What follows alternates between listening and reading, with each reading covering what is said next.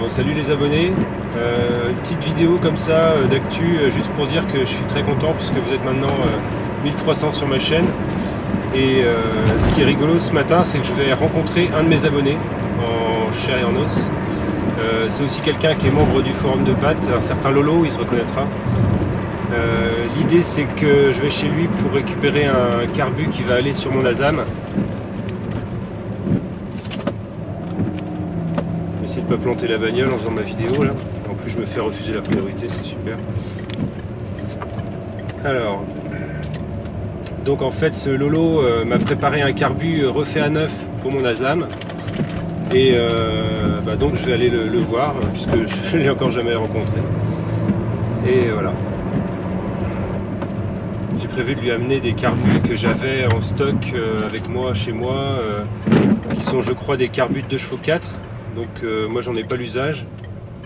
Et comme lui ça a l'air de bien l'intéresser de refaire des carbus, je vais les lui donner.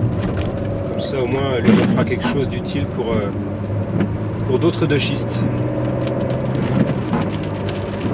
Donc ce matin je m'occupe de récupérer ce carbu neuf pour la Dash. Et cet après-midi je vais bosser sur la traction.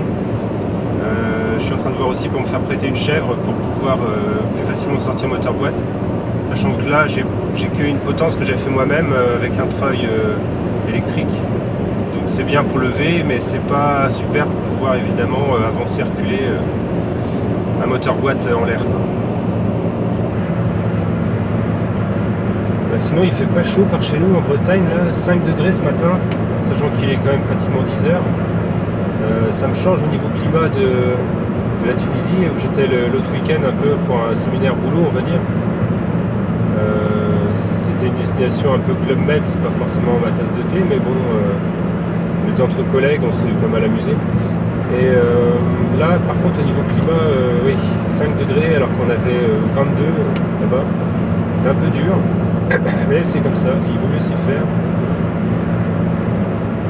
Bon, donc je vais bientôt rencontrer Lolo. Alors, bon, je ne sais pas encore s'il voudra apparaître sur le film, hein, donc je ne peux rien vous promettre à ce stade. C'est assez marrant maintenant avec tous les radars de partout. En roulant simplement à 110 sur la 4 voies, je remonte des fils de voitures. C'est assez dingue. Les gens ont tellement peur des radars, ils osent même plus rouler à 110. Bon, forcément, au moment où je dis ça, je tombe sur des voitures qui roulent comme moi à 110. Alors, il y a une question que vous êtes peut-être en train de vous poser, c'est bon sang, pourquoi t'as pas fait directement toi-même ton carbu en faisant un tuto, etc., comme tu fais d'habitude. Oui, c'est vrai, j'y ai pensé. Puis bon, d'un autre côté, j'arrive pas à me dédoubler, je n'arrive pas à tout faire. Et là, comme j'ai rencontré sur le forum ce fameux de schiste qui refait des carbus, mais faut voir comment il est refait, c'est super bien fait. Et bien je me suis dit, bon, je vais lui confier et puis voilà, ce sera beaucoup plus simple.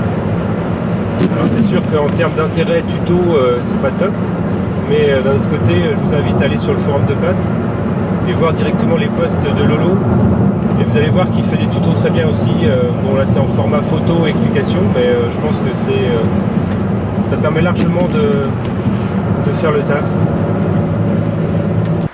Donc voilà les carbus que j'ai l'intention de confier à Lolo. On voit déjà dans quel état ils sont.